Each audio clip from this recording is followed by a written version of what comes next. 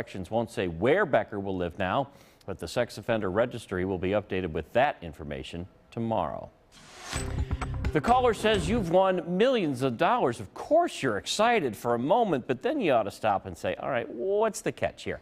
Contact 6's Katrina Cravey has the answer that could save you thousands of dollars. My mother was very, very embarrassed. She's a proud woman and couldn't believe she had fallen for a scam like this. Chris says his mother paid out $20,000 to scam artists who promised her millions of dollars and a new car if she just sent them money in a lottery scam. In the beginning of the scam, they couldn't have been nicer. They called my mother sweetheart and darling and were so kind.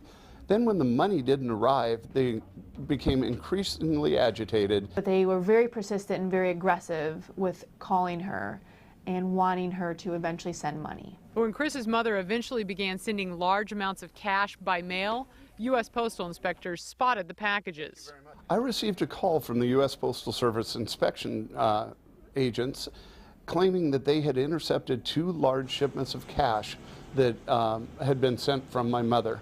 Chris broke the news to his mother. She had been duped. We closed her existing bank accounts, existing credit card accounts, changed both her cell phone and her home phone telephone numbers. It was the smart thing to do because just a few months later, someone had attempted to withdraw $20,000 from that account.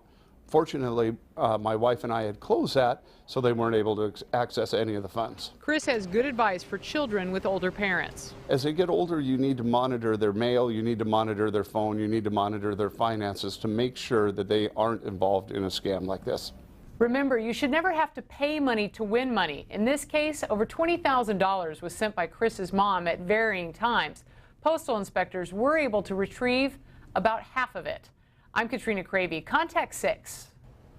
I just looked out at our snow-covered cars before I headed to the studio, and Ted graciously volunteered to clear all of them, all of ours. And you made a note. You were out clearing a little bit earlier, I and cleared it's a heavy. path from the back door of the station to the parking lot just for kicks and giggles. It's heavy out there. If you haven't cleared it, if you're waiting till morning, give yourself